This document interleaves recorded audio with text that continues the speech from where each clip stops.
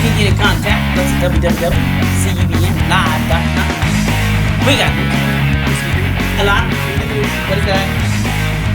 The report about Sodom is finally being set. Stirring, mind-blowing insights,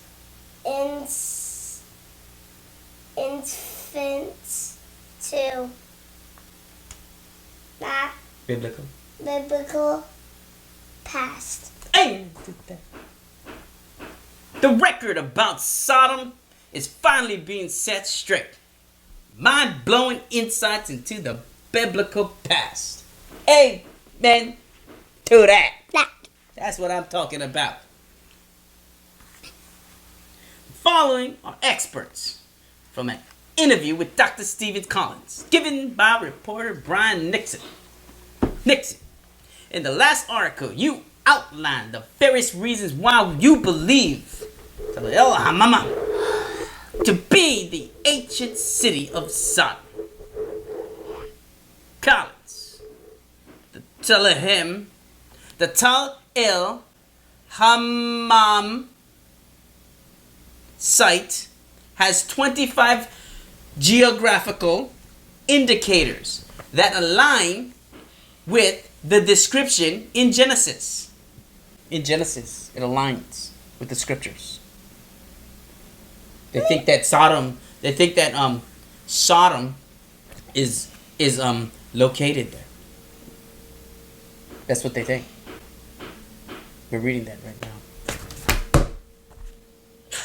Compare this with something well known like Jerusalem that has only 16. Other sites have only 5 or 6. So this site has a greater number of indicators than any other Old Testament site. That is truly amazing. Second, or findings, pottery, architecture, and destruction layers fit the temple profile, meaning we should expect to find items like what we are finding from the Middle Bronze Age. This is exactly what we are uncovering. Lastly, we have secured internationally recognized experts to review our findings. One such person is Dr. Robert Mullins. Then there are our colleagues from the Department of Antiques in Jordan. Dr. Mullins is an expert in Bronze Age pottery. And there are many others as well. My ceramic expertise also cover the Bronze Age. Their conclusions on the matter reflect that our findings are correct. Once again, this is incredible. All of the things they're finding at that spot is basically what the Bible said happened to that certain area.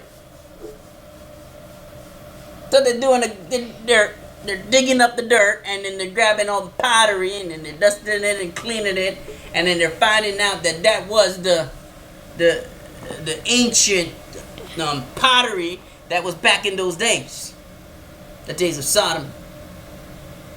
Ain't that right? Right. We need to go to bed. Once again, it's incredible.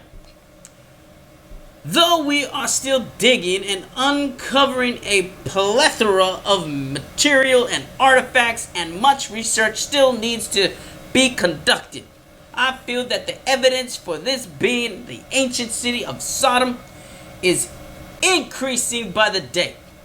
Nixon, with this in mind, is there anything in the recent dig that stood out to you?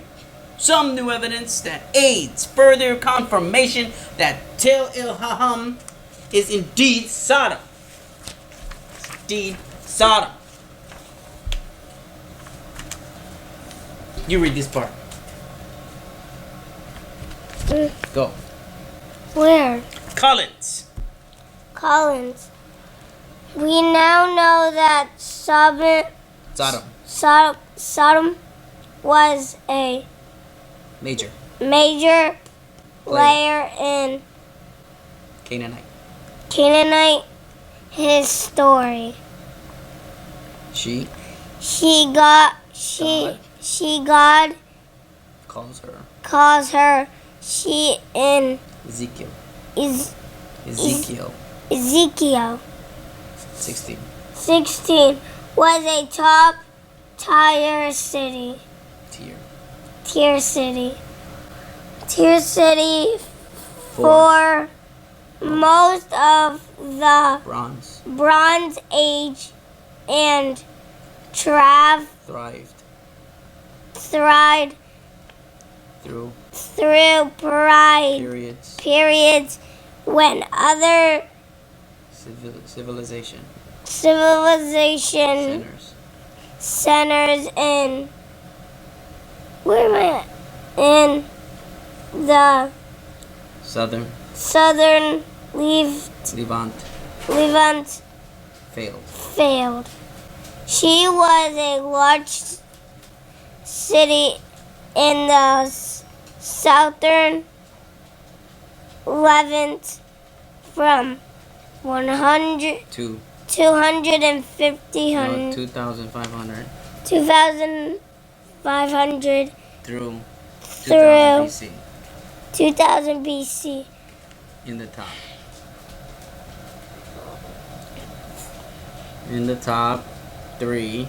In the top three. Down to the time of her destruction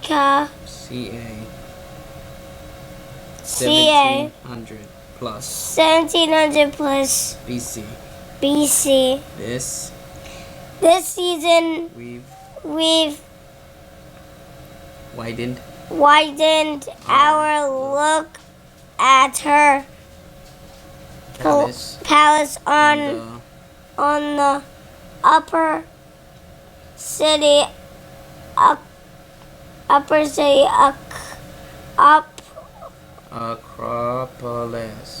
Acropolis. Some of the places palace walls are 1.4 million about 5 feet thick, even wider than when you add from 5 centimeters to 10 centimeters of plaster on each face. Do I have to read all this? No, the palace trucks terraces up several levels to the pinnacle of the site. It'll take several more seasons to see the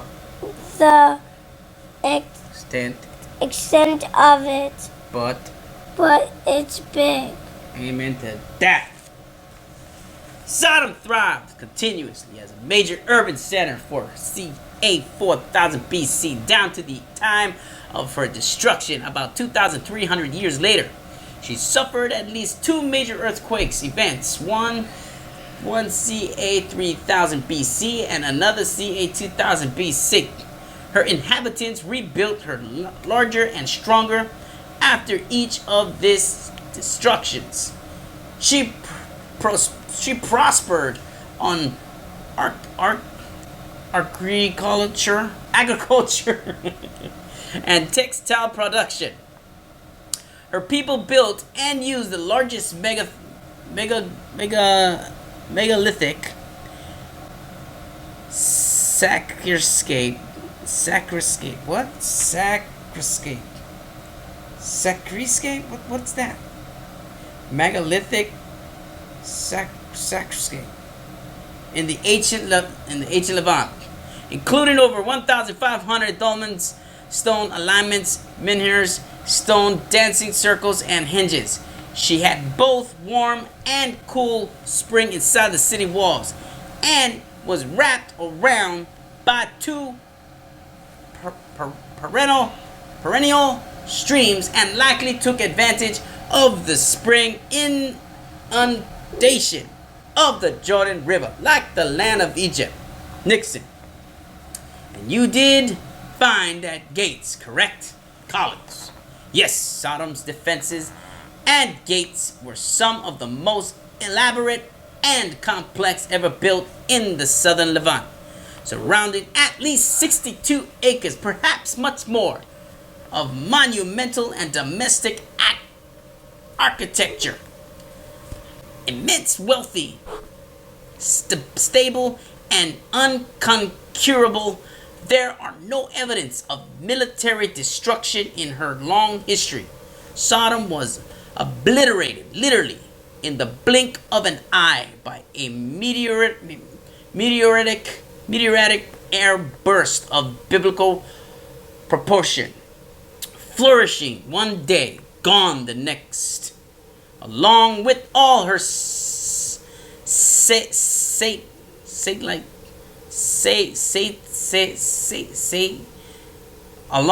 along with all her satellite towns and agriculture fields.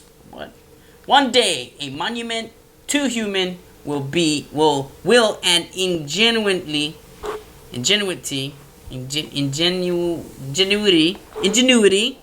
The next day, smoldering debris. Sodom, her people, culture, religion, politics, regional influences erased. Wow. Nixon was any of this information known to the largest scientific communities before the excavation? Collins. Prior to the Tall-el Hammam excavation project, none of the aforementioned was physically known from archaeological science. The sum total of knowledge about the city of Sodom prior to the TeHEP and its foundational research consists of two marginally existing southern Dead Sea sites that went out of business between 2600 and 2500 BC, hundreds of years before the time of Abraham, along with three other cemetery sites with no associated settlements, all in the wrong place, according to the clear geography of Genesis 13. This unfortunate identification led many scholars to conclude that the story of Sodom was an entomological myth with no basis in reality. Pause for this moment. The record about Sodom is now finally being set straight. During each excavation season, the evidence continues to mount. Scoffers on both the right wed to an impossible assurance, patriarchal chronology, and left unwilling to logically process corresponding literally and archaeological data. Wow! Still ignore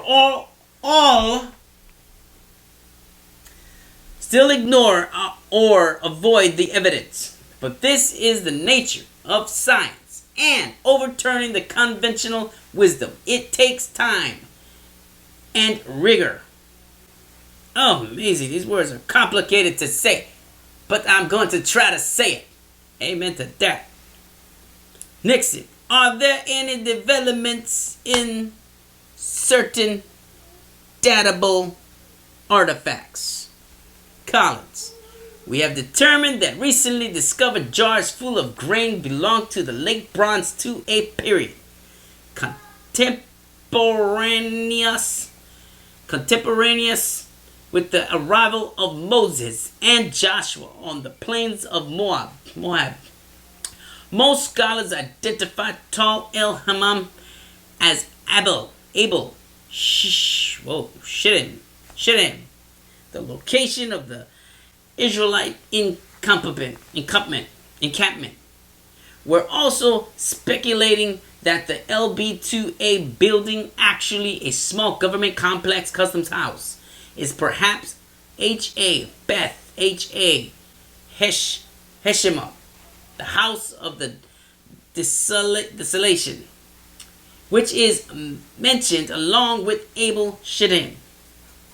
Did Moses commandeer this facility as his command headquarters during their months-long stay in the area before crossing over to Gilgal and Jericho? We know that the Israelites crossed the Jordan in the spring after the gathering of the area's winter grain harvest.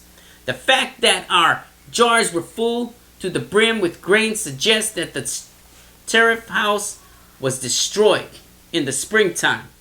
Did Moses burn down this facility upon his departure? There are many possibilities. The LB2A TeHEP house sits right on the top of the MB2 destruction stratum and includes several storage installations. We also have a good section of one of its walls. In UA7FF, there was good news and bad news. The bad news was that what had appeared to be tiles creating some sort of floor decoration turned out to be greenish and grayish mud bricks. We're still sorting this out. The good news was the discovery of a wall foundation paralleling a mud brick wall we excavated. There were only a few inches separating the two walls. Why were the two walls built so close together in parallel? We don't know yet, but we'll soon find out. One colleague was excited because he found a small intake MB2 ceramic vessel, the first whole vessel he's personally excavated in 5 years at the site. The UA7H8 square, where large pithos storage jar was found earlier in the season, continues to puzzle us. There are features of it that are rather easy to understand, and others that don't make sense yet. But it's interesting how must things become clearer as the work continues. Nixon, what is the emphasis for the forthcoming dig? Is there an area that you hope to excavate further? And if so, what are you hoping to find? College. We'll continue focusing on the Royal Palace on the Upper City Acropolis.